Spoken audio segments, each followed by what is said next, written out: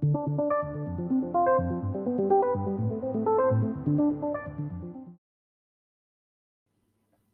have a great question here from a community member asking whether different countries will undergo the same economic cycles at the very same time. And the example they gave for this is the massive recession that was experienced by economies all over the globe during the coronavirus pandemic.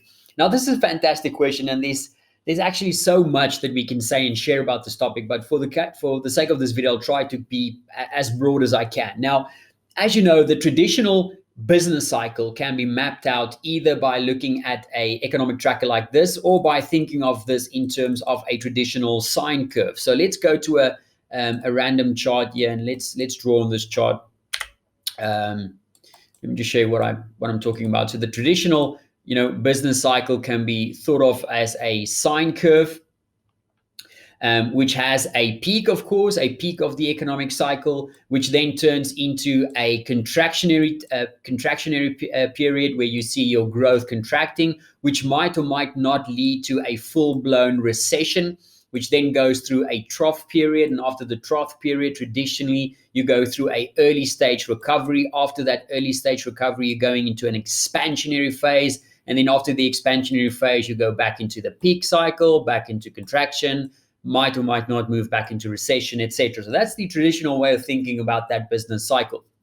Now, this cycle can occur on both an individual country basis as well as on the global level. And in other cases, even on a more continent-specific or a regional-specific basis. Now, the one thing that has caused these cycles to be more let's call it global in recent years has been the massive amount of globalization, firstly, that the world has seen, which has increased bilateral trade immensely. And of course, technology, which has removed plenty of the more traditional barriers that normally hindered easier trade between countries and continents as well. Now, that globalization has meant that something like bilateral trade has brought countries a lot closer to their trade partners, even partners far away. And thus, even though it's brought them closer, it's also brought them more dependent on those same partners, which means that a country that goes through any one of these types of cycles will have an impact on their trade partners and, of course, on the global scale as well.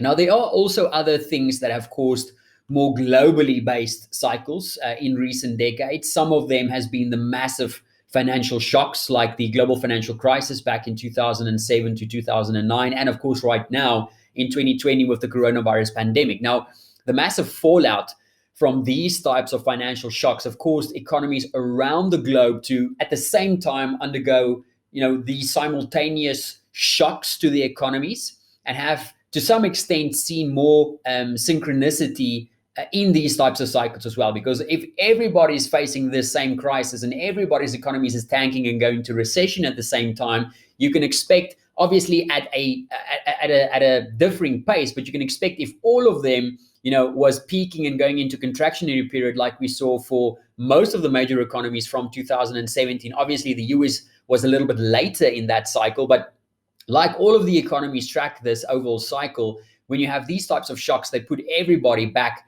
in the same type of scenario, which is why going into 2021, there's that expectation of global synchronized recovery and global reflationary environments, etc. Now, the other factors that can and have affected this synchronicity of the cycles is things like trade deals. And of course, as seen in 2008, trade wars as well. Other things that can throw certain individual countries out of sync with others, so to speak, can be actual wars in their countries or in neighboring countries. And one of the other biggest factors that influence the whole global economy is when the biggest or the most important economic powerhouses like the US and the China, when they go through their own individual business cycles. And when these go through economic cycles, whether that's expansion or recession, etc., it will have a massive ripple effect across the entire global economy, especially on the US side, because depending on where they are in terms of their business cycle, and how that matches up to the rest of the world, that'll have a massive impact on the US dollar. And whenever the US dollar undergoes massive cyclical changes, that'll impact the entire global economy, because the dollar is the world's reserve currency.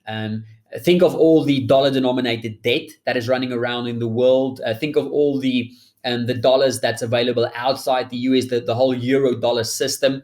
And when the dollar strengthens a lot, obviously with all of that denominated debt out there, that's really bad for your emerging market economies who borrows in dollars, and vice versa. When the dollar is going through a cyclical downturn, like we've been seeing over the last couple of months, that's normally very good for those types of economies because their debt basically gets cheaper. So, every country will, depending on the cycle of growth and inflation in their own country, will, and obviously then by extension, their monetary and fiscal policy in response to that, they will experience their own individual economic cycles or business cycles. But big shocks like we've seen recently can see a more global synchronized move across various countries as well. And that might mean that some of them might be recovering slightly faster and some might be recovering slightly slower, but overall recovery is expected, if that makes sense. So it really comes down to the context of each individual country and, of course, the bigger picture view of what's happening to those big players in the global economy, and by extension, their own cycles, how those cycles are affecting their currencies, and, of course, how those currencies are affecting trade with their partners. So I hope that helps with your question. Any others, please don't hesitate to let us know.